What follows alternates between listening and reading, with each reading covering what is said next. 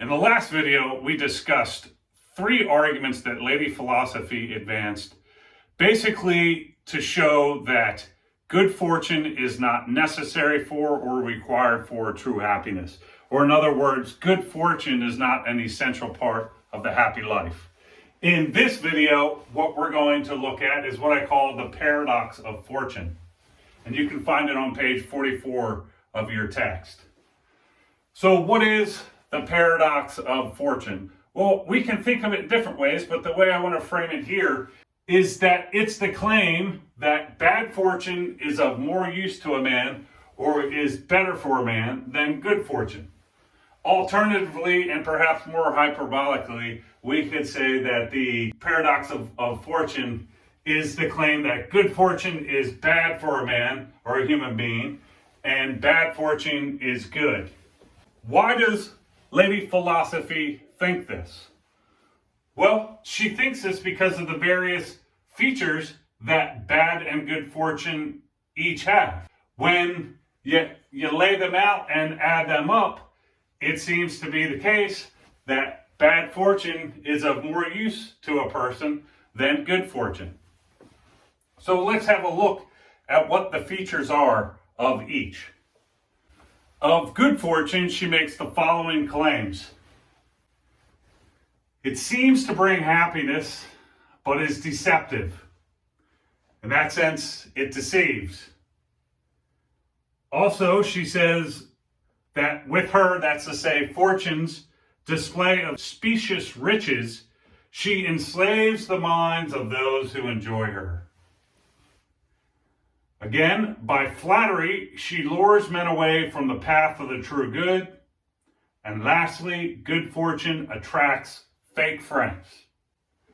In opposition to good fortune, she says of bad fortune that rather than being deceptive, it's always truthful, because by changing, she shows her fickle nature. Bad fortune enlightens. Bad fortune gives men release through the recognition of how fragile a thing worldly happiness is. Bad fortune, rather than repelling humans away from the true good, draws men back to their true good. And rather than attracting fake friends, it reveals true friends and repels fake ones.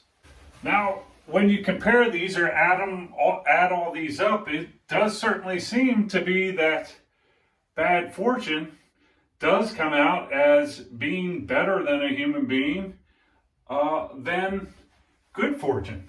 But why think that these descriptions of good fortune and bad fortune relatively are accurate? And what do they mean, right? What does it mean that good fortune seems to bring happiness but is deceptive, enslaves the minds of those who enjoy her, lures men away from the path of the true good, and attracts fake friends? What does it mean that bad fortune is always truthful because by changing, she shows her fickle nature, or that she enlightens or gives men release to the recognition of how fragile a thing worldly happiness is? Why think that bad fortune draws humans back to their true good or reveals true friends and repels fake ones? What do these mean and why think them? I'll say a bit about what I think about some of them, but remember, our class is not just me up here writing and speaking. It's a team effort. We're all members of the team. I just set up what the plays are, or kind of set the field in which we're going to play, and then we all play together, making comments, contributing as we are able. So, why think that good fortune might seem to bring happiness but is deceptive? Perhaps what's meant there is that the happiness that is brought by good fortune is a kind of worldly happiness. And a worldly happiness is not a lasting happiness, because a worldly happiness is a function of having certain worldly physical resources. And these things can be lost, whereas true happiness cannot be lost. Right? So it's deceptive in that when good fortune falls on a person, they think that they're well off, but in actuality, what they have can be taken from them in an instant. And in that sense, it's deceptive. What about enslaving the minds of those who enjoy her?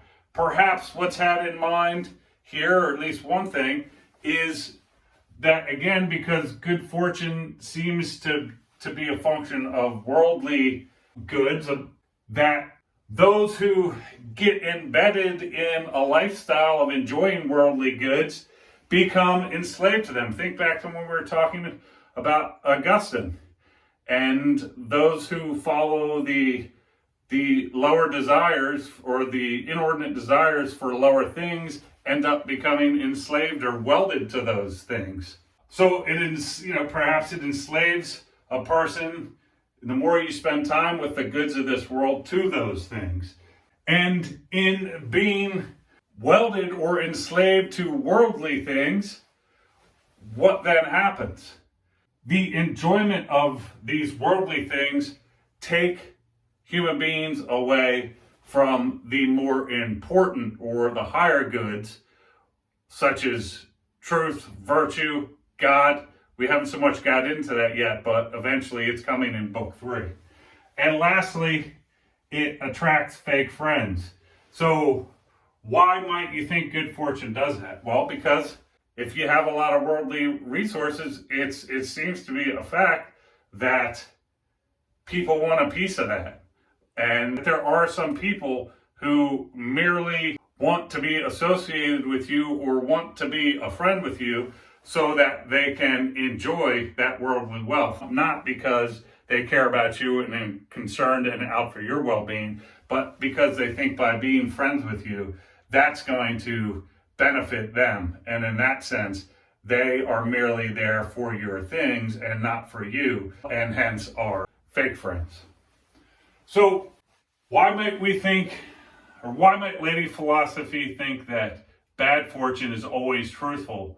Because as she says, by changing, bad fortune, fortune shows her fickle nature.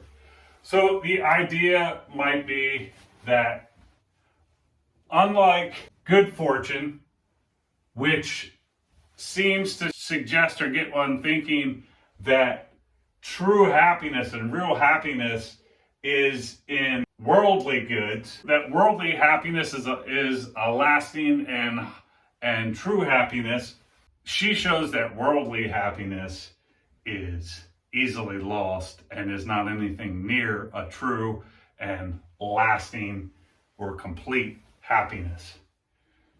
Why might we think that bad fortune enlightens? Well, it enlightens in this sense that when she hits, there's no illusions about the reality of the physical world and the lastingness of its goods.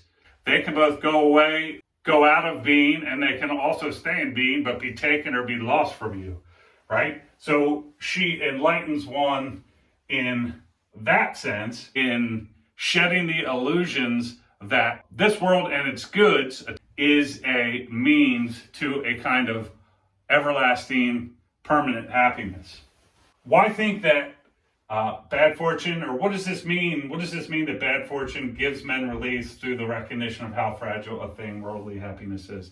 So perhaps the idea here is that when all of this is stripped away from you, you see, and again, this would go in accord with the enlightens bit. This is another piece of that. One would see what worldly happiness, or happiness that's a function of the procurement and pursuit of worldly goods, is.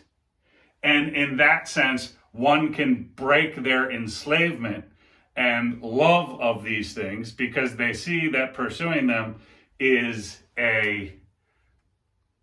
not a path to a true and lasting happiness. Draws men back to their true good. Think about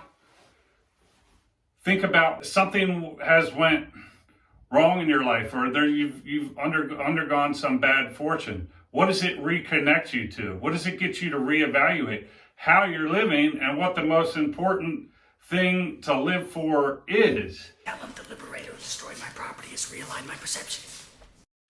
right? Perhaps it can allow one to realize that say the path to true happiness isn't in the procurement of goods, but in the path of virtue, or in the path of being loving to others.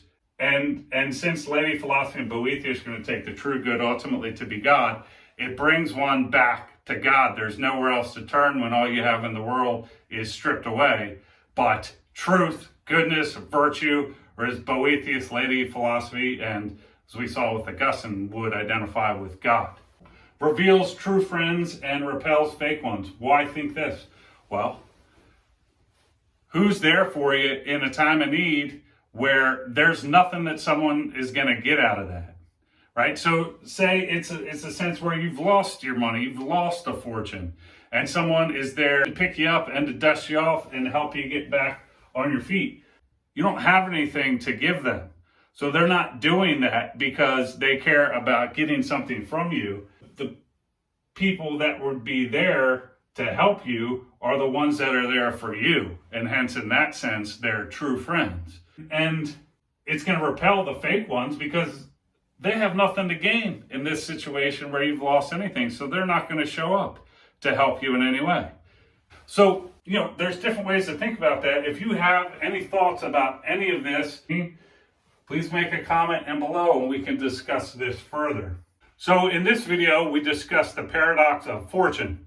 In the next video, we're going to turn our discussion to a theory of true happiness, which is the first topic we're going to discuss in Book 3 of the Consolation. I'll see you in the next video. Dr. K out.